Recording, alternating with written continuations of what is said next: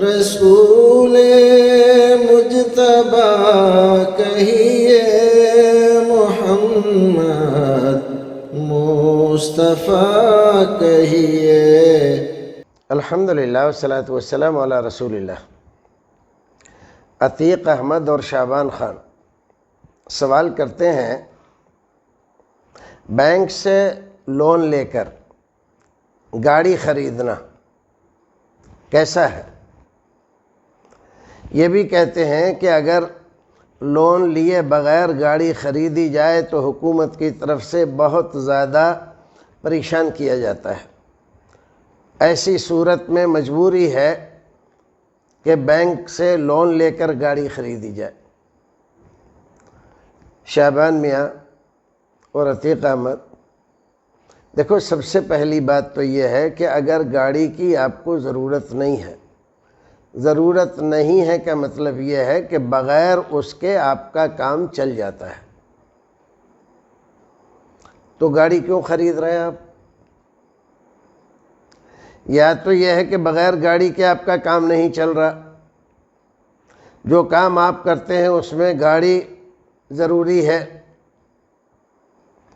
اور ایسا بہت کم ہو سکتا ہے کہ گاڑی کی ضرورت پڑے، ورنہ اکثر تو کام کے لیے نہیں، اپنے اسٹیٹس کو بلند کرنے کے لیے لوگ گاڑی خریدتے ہیں۔ اور لون لے کر یعنی سود و بیاج پر پیسہ اٹھا کر گاڑی خریدنا صرف اسٹیٹس کے لیے، ظاہر ہے نہ یہ تو عقل مندی ہے، اور نہ اس کا نام دینداری ہے، اور نہ یہ کوئی اچھا کام ہے۔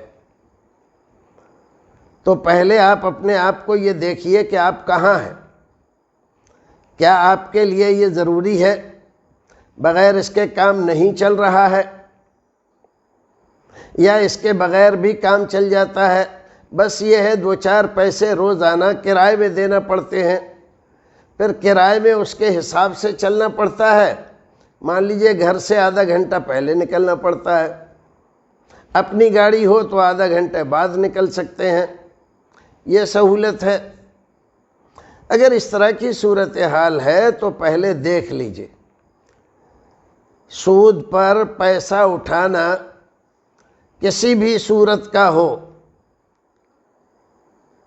وہ بہرحال ایک مسلمان کے لیے جو اپنی آخرت کو سنوارنا چاہتا ہے، دنیا کو کمانا اور آخرت کو گنوانا، یہ کوئی عقل مندی کی بات نہیں ہے۔ دنیا میں اگر تھوڑا سا ہم ڈاؤن ہو جائیں، تھوڑا سا، اور آخرت میں ہم ہائی رہیں، تو اس سے کوئی بھی آپ کے اسٹیٹس پہ فرق نہیں پڑتا۔ ہزاروں لوگوں کے پاس گاڑی نہیں ہے، کام کر رہے ہیں، وہ بھی کام کرتے ہیں۔ یہ الگ مسئلہ ہے کہ آپ کے دل میں یہ ہو کہ لوگ جانیں کہ میں بھی فیکٹری والا ہوں، کام والا ہوں، میرے پاس گاڑی ہے، میرے رشتہ دار میرا سمان کریں، آؤ بھگت کریں کہ میں گاڑی والا ہوں، ان کے کام آ سکتا ہوں۔ یہ جو سوچ ہے، یہ سوچ اچھی نہیں ہے، اس کا علاج ہونا چاہیے۔ باقی اگر ان تمام چیزوں کو ہم ایک طرف کر دیں اور یہ مانیں کہ گاڑی کے بغیر چارہ نہیں ہے بندے کو، تب بہتر یہ ہے کہ گاڑی جہاں تک ممکن ہو سکے بغیر لون کے لیجئے۔ اب سیل ٹیکس والے، انکم ٹیکس والے، یہ سارے آپ کو پریشان کرتے ہیں، تو اس کا حل ڈھونڈیے کیا ہونا چاہیے۔ ایک سے زائد آدمی کے ساتھ مل کر گاڑی خریدیں آپ، یا اس طرح کی کوئی صورتحال ہو کہ کم سے کم وقت میں آپ جو کچھ بھی پیسہ آپ لون کے ذریعے لیں وہ آپ دے دیں، یا اگر آپ نقد میں خریدتے ہیں تو 10-20 ہزار زیادہ کی آپ کو مل رہی ہے، اور ادھار میں یا لون پہ آپ کو 10-20 ہزار سستی مل جائے گی تو آپ مہنگی لیں، سستی لینے کے چکر میں نہ پھنسیں۔ بہرحال آپ کو دیکھنا ہے کہ اس میں کیا صورت ہو سکتی ہے۔